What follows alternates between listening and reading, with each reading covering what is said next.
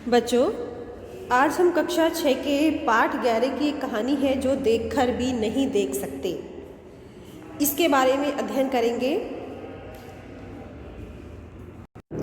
तो देखिए, इसकी जो लेखिका हैं इनका नाम है हेलेन केलर। तो थोड़ा सा इनके बारे में जान लेते हैं। पहले इनका जन्म 1880 को और मृत्यु 1968 को अमेरिका में हुई।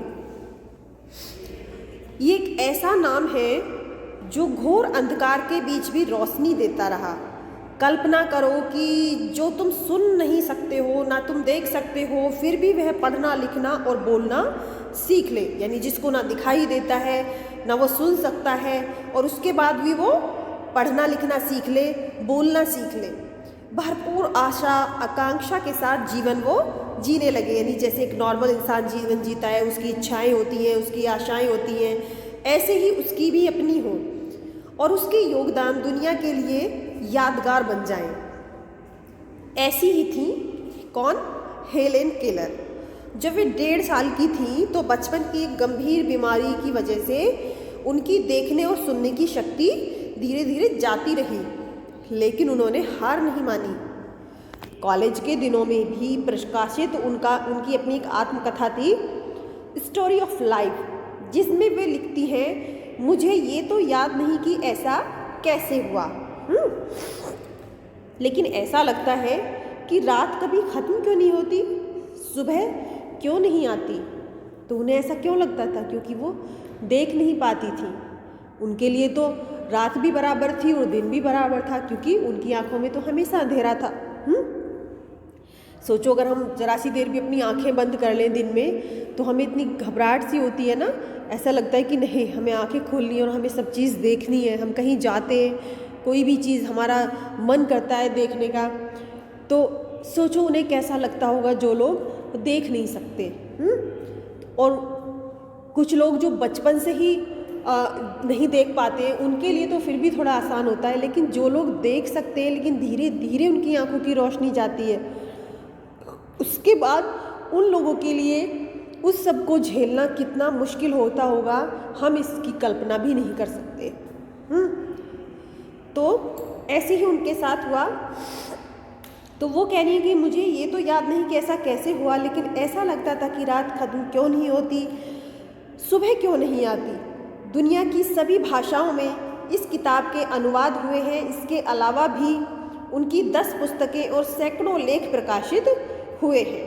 उन्होंने दुनिया भर में घूम घूम कर अपने जैसे लोगों के अधिकारों और विश्व शांति के लिए उन्होंने काम किया है। और हेलेन केलर एक बार भारत भी आई थी। तो ये इनके लेखिका के बारे में है। तो चलिए अब देखते हैं इन्होंने जो एक कहानी लिखी है इसमें उन्होंने क्या लिखा है। तो वो लिख रही हैं कि कभी कभी मैं अपने मित्रों की परीक्षा लेती हूँ, यह परखने के लिए कि वह क्या देखते हैं। हाल ही में मेरी एक प्रिय मित्र जंगल की सैर करने के बाद वापस लौटी। मैंने उनसे पूछा, आपने क्या क्या देखा? कुछ खास तो नहीं, उनका जवाब था। मुझे बहुत अचरज नहीं हुआ, क्योंकि मैं अब इस तरह के उत्तरों की आदी हो चुकी थी। यानी कि अचरज मतलब कि मुझे कोई बहुत ज़्यादा आश्चर्य नहीं हुआ, क्योंकि ऐसे जो उत्तर थे वो मुझे मिलते रहते थे, तो मुझे कोई आश्चर्य नहीं हुआ इस बात में। मेरा विश्वास है कि जिन लोगों की आंखें होती हैं वे बहुत कम देखते हैं, है ना। यानी जिसके पास जो चीज़ होती है तो उसे थोड़ा कम वैल्यू होती है ना उस चीज़ की। तो हमारे पास जो चीज़ नहीं है उसकी वैल्यू हमारे लिए ज़्यादा होती है।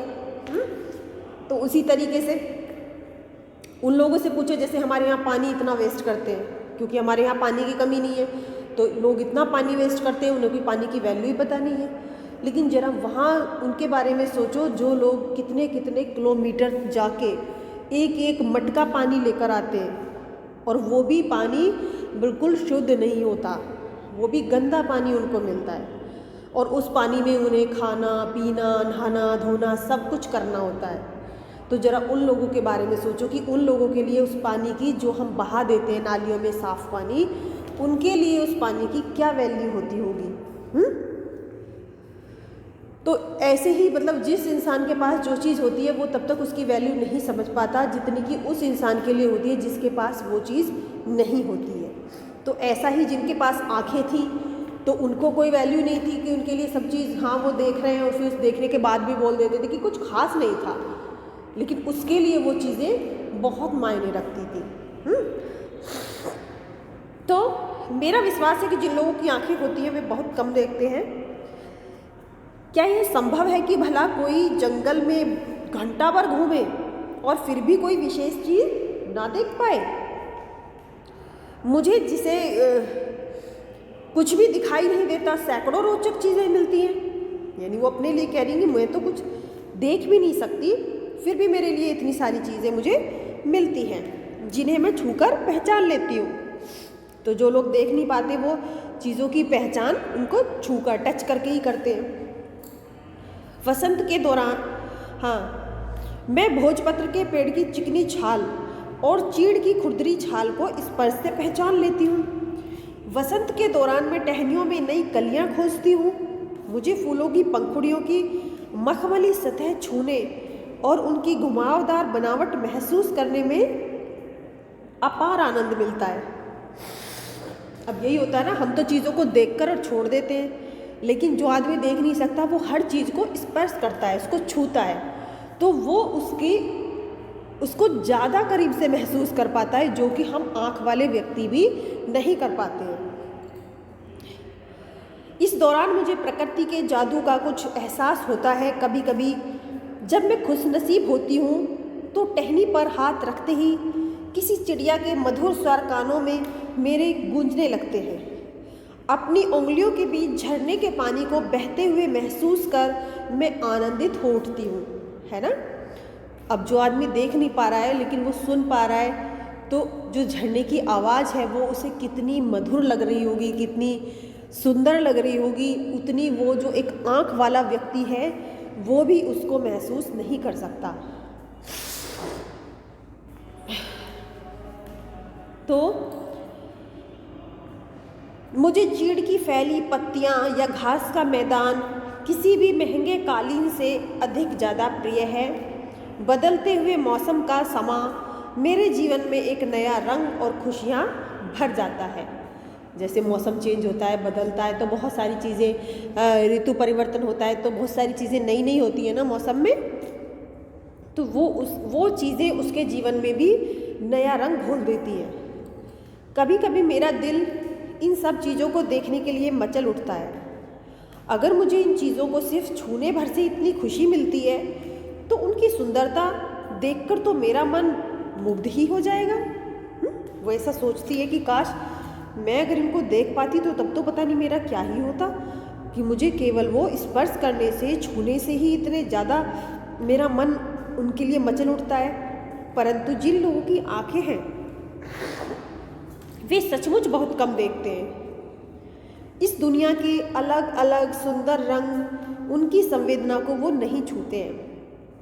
मनुष्य अपनी क्षमताओं की कभी कदर नहीं करता, यानी जो उसके पास होती है जो क्षमताएं, उनको वो कभी उनकी कदर नहीं करता। वह हमेशा उस चीज़ की आस लगाए रहता है जो उसके पास नहीं है।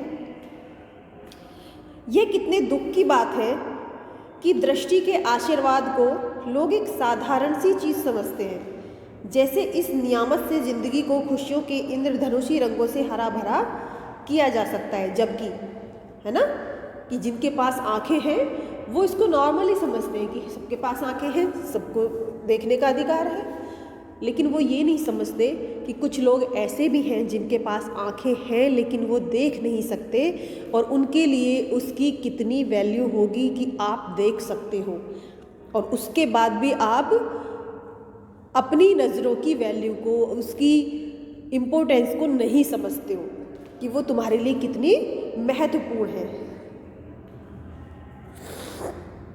तो बच्चों, ये थी कहानी हेलन केटर की, जो उन्होंने छोटे सा अपना एक अनुभव हम सब लोगों के साथ बांटना चाहा, सबको हमें ये एहसास कराना चाहा कि हमारे पास जो कुछ है हमें उसकी कद्र करनी चाहिए।